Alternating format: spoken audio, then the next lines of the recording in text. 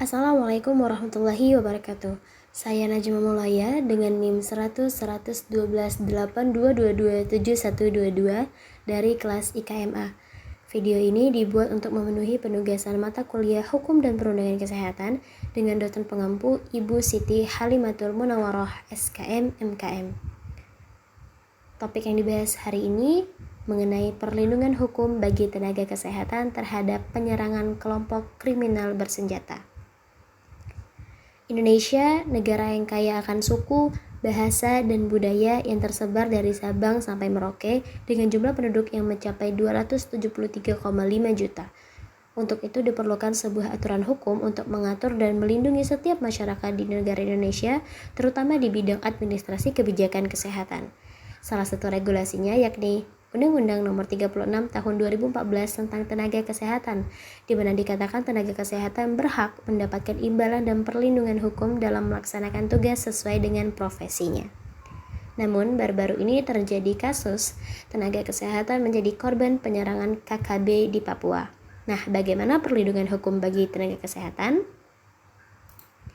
Untuk menganalisis kasus ini, saya memilih satu jurnal. Ini berikut jurnalnya. Penelitian ini menggunakan jenis penelitian yuridis normatif, di mana penelitian menggunakan cara menelaah sebuah peraturan perundang-undangan, teori-teori, atau pendapat ahli hukum yang berpengaruh untuk mencari materi pada penulisan yang akan dibahas. What we focus on, kita akan fokus ke 4 poin ini. Yang pertama dari kasus penyerangannya sendiri, kemudian regulasi terkait. Yang ketiga ada implementasi regulasi terhadap perlindungan hukum, dan yang terakhir ada solusi. Langsung masuk ke pembahasan. Yang pertama dari kasus penyerangan. Aksi penyerangan oleh KKB itu terjadi di distrik Kiwirok, Kabupaten Pegunungan Bintang, Papua pada Senin 13 September 2021. KKB sendiri merupakan sebuah organisasi bersenjata yang bermarkas di wilayah Papua, memiliki misi untuk melepaskan Papua dari wilayah Indonesia untuk menjadi sebuah negara. KKB memiliki berbagai cara agar Papua bisa merdeka, salah satunya dengan memberikan ancaman atau teror terhadap masyarakat di Papua. Dalam peristiwa itu, beberapa fasilitas publik yang dibakar antara lain kantor distrik, kantor Kasbang Papua Kiwirok, Puskesmas Kiwirok, rumah dokter, barak nakes, SD Inpres, rumah guru, dan pasar.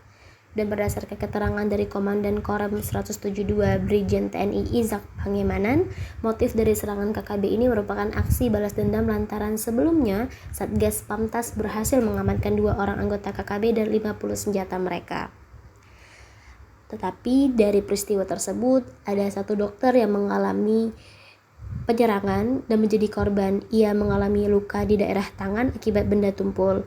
Dan saat terjadi kebakaran juga dalam upaya penyelamatan diri, naasnya ada tenaga kesehatan yakni satu orang suster yang saat melakukan upaya penyelamatan diri masuk ke dalam salah satu jurang, akhirnya berakibat fatal dan mengakibatkan meninggal dunia. Bagaimana regulasi terkait perlindungan tenaga kesehatan? Yang pertama dari Undang-Undang Nomor 36 Tahun 2014. Tenaga kesehatan merupakan setiap manusia yang memiliki keahlian khusus dalam keilmuan di bidang kesehatan dan mengabdikan diri kepada masyarakat untuk melakukan upaya kesehatan. Pasal 36 huruf A menjelaskan bahwa pada saat bertugas sebagai tenaga kesehatan, perawat mendapatkan jaminan perlindungan hukum selama tidak melanggar standar pelayanan, standar profesi, standar prosedur operasional. Dan yang kedua ada pasal 24 ayat 1 Peraturan Pemerintah Nomor 32 Tahun 1996 tentang tenaga kesehatan, dan yang ketiga mengenai Undang-Undang Republik Indonesia Nomor 26 Tahun 2000. Ini terkait dengan landasan hukum dalam menyelesaikan pelanggaran hak asasi manusia yang berat, khususnya kejahatan genosida dan kejahatan terhadap kemanusiaan atau crime against humanity. Bagaimana dengan implementasi dari regulasi undang-undang terkait tenaga kesehatan tadi? Yang pertama, langkah pemerintah untuk melindungi tenaga kesehatan yang sedang bertugas dalam wilayah konflik. Nah, jika kita lihat dari langkah pemerintah ini bisa disimpulkan terlambat gitu. Karena kasus yang terjadi di Papua ini memperlihatkan tidak adanya perlindungan keamanan bagi nakes saat bertugas, sehingga terjadilah kejadian yang tidak diinginkan ini. Baru setelah kejadian, Ketua Umum Persatuan Perawat Indonesia, Harif Fadilah, mengajukan permintaan terhadap pemerintah untuk membuat sebuah sistem yang bertujuan untuk melakukan perlindungan terhadap tenaga kesehatan yang sedang bertugas pada wilayah yang terjadi konflik, agar keselamatan tenaga kesehatan bisa lebih terjamin secara fisik maupun non-fisik. Nah, padahal kan tadi sudah dijelaskan ya di regulasi sebelumnya, perlindungan hukum itu terkait rasa aman dalam melaksanakan tugas profesi, perlindungan terhadap keadaan yang membahayakan yang mendapat mengancam keselamatan atau jiwa baik karena alam maupun perbuatan manusia. Namun pada kenyataannya pelaksanaan penerapan perlindungannya sendiri belum diterapkan secara maksimal. Meskipun poin plusnya, tim LPSK atau Lembaga Perlindungan Saksi dan Korban telah turun langsung pada wilayah konflik, yaitu wilayah Kiwirok, untuk melakukan langkah efektif dalam perlindungan saksi dan korban. Tetapi hal tersebut tidak dalam konteks perlindungan keselamatan bagi petugas medis atau tenaga kesehatan. Hal ini dibuktikan masih belum adanya jaminan keamanan dan keselamatan, sehingga jatuhlah korban dalam kasus penyerangan KKB yang menyebabkan terdapat korban hingga meninggal dunia. Yang kedua, upaya pemerintah dalam mewujudkan HAM terhadap tenaga kesehatan yang diserang KKB. Dalam pasal 1 ayat 7 ditetapkan bahwa Komnas HAM adalah badan independen yang kedudukannya setara dengan badan-badan negara lainnya yang diberi mandat untuk menyelidiki, meneliti, memberi nasihat, memantau, dan menengahi HAM. Selain Komnas HAM, terdapat juga Kementerian Hukum dan Hak Asasi Manusia yang dibentuk khusus untuk menangani masalah hukum dan hak asasi manusia. Kementerian ini yakni Kementerian Hakim dalam penanganan HAM yang bisa melakukan dialog melalui lembaga-lembaga yang dimiliki pemerintah terhadap kepala suku, tokoh adat, sehingga kekacauan yang ada bisa teredam dan perwujudan HAM yang ada di Papua bisa tercapai dengan maksimal. Apabila langkah ini bisa terwujud, maka HAM bukan hanya bisa terwujud bagi tenaga kesehatan yang bertugas, tetapi juga bisa terwujud bagi masyarakat Papua. Karena mengingat kembali, pelayanan kesehatan juga bisa berjalan dengan sempurna dan lancar. Itu juga termasuk dalam pemenuhan hak asasi manusia untuk masyarakat yang tinggal di Papua. Oke, baik.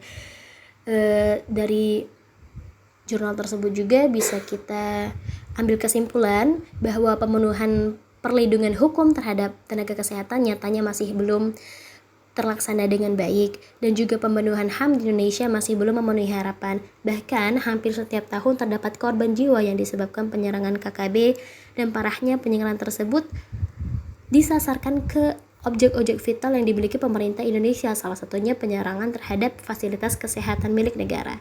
Nah, dampak dari kondisi ini juga bisa pemerintah Indonesia perlu lebih mendorong lembaga-lembaga yang bergerak di bidang HAM untuk melakukan berbagai upaya untuk menjalankan fungsinya secara lebih maksimal. Yang kedua, pemerintah daerah Papua serta Kapolri harus lebih menjamin keselamatan dan keamanan tenaga kesehatan yang bertugas di seluruh wilayah Papua.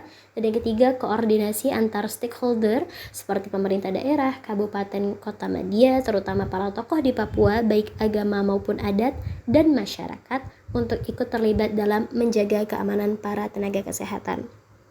Saya mengharapkan kejadian serupa tidak terulang dan tenaga kesehatan dapat memberikan pelayanan dengan aman tanpa ada tekanan dan rasa takut. Baik, itu saja penyampaian dari saya. Terima kasih. Adios. Wassalamualaikum warahmatullahi wabarakatuh.